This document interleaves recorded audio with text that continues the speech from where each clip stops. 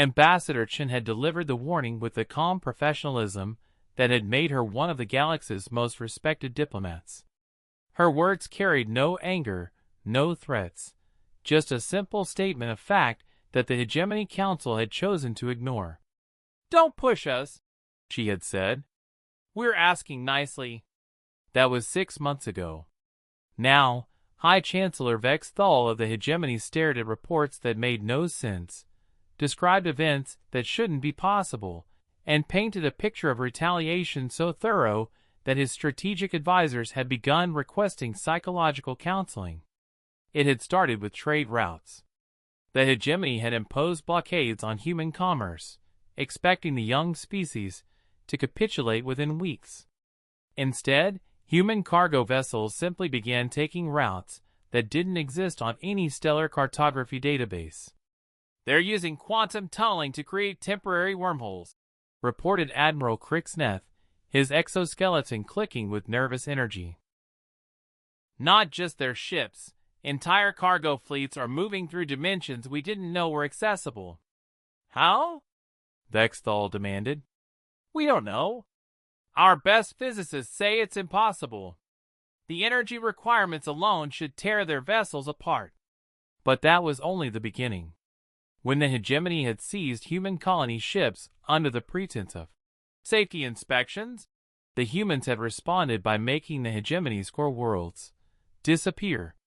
"Clarify disappear," Vex Thal ordered his intelligence chief. "Go on, Chancellor.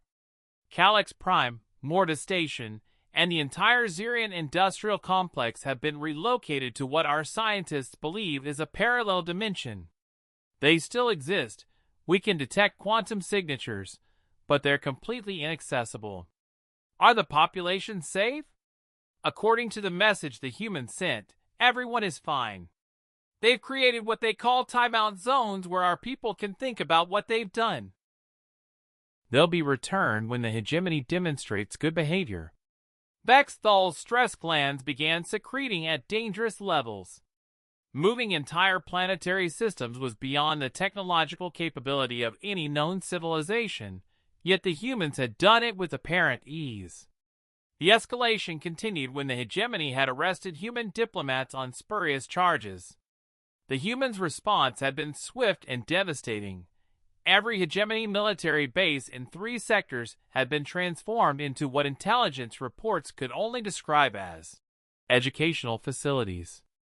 "Sir," his aide whispered urgently, "we're receiving another transmission from Admiral Jackson."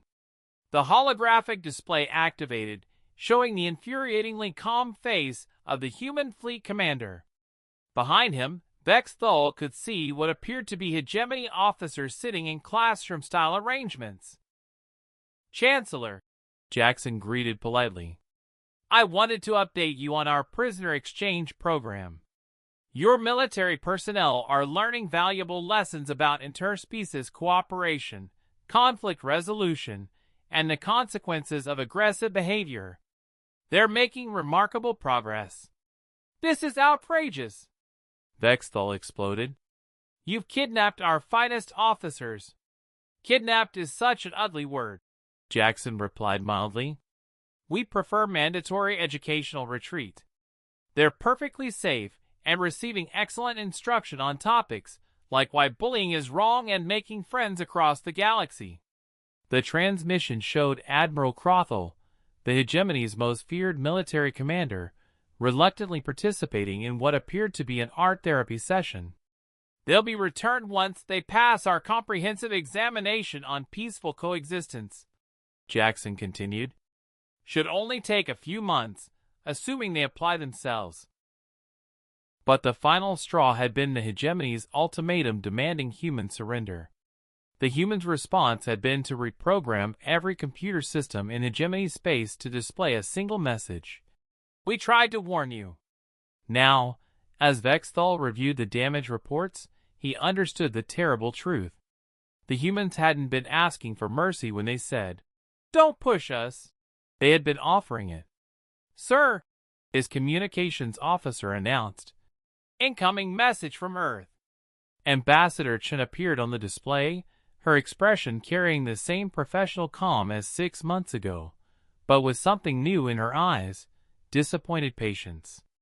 "Chancellor Vexthal," she began, "I believe we need to revisit our previous conversation. As you've discovered, humans are remarkably creative when we feel cornered. We've been polite, we've been reasonable, and we've given you multiple opportunities to reconsider your aggressive policies." She paused, clasping her hands behind her back. "Here's what's going to happen. You're going to release all human prisoners, lift all trade restrictions, formally apologize to the Galactic Council, and implement the peace accords we proposed 6 months ago. In return, we'll return your planets, your military bases, and your officers, who will be much nicer people after their educational experience." "And if we refuse?" Vexthal asked, though he already knew the answer would terrify him. Chin's smile was gentle and absolutely terrifying.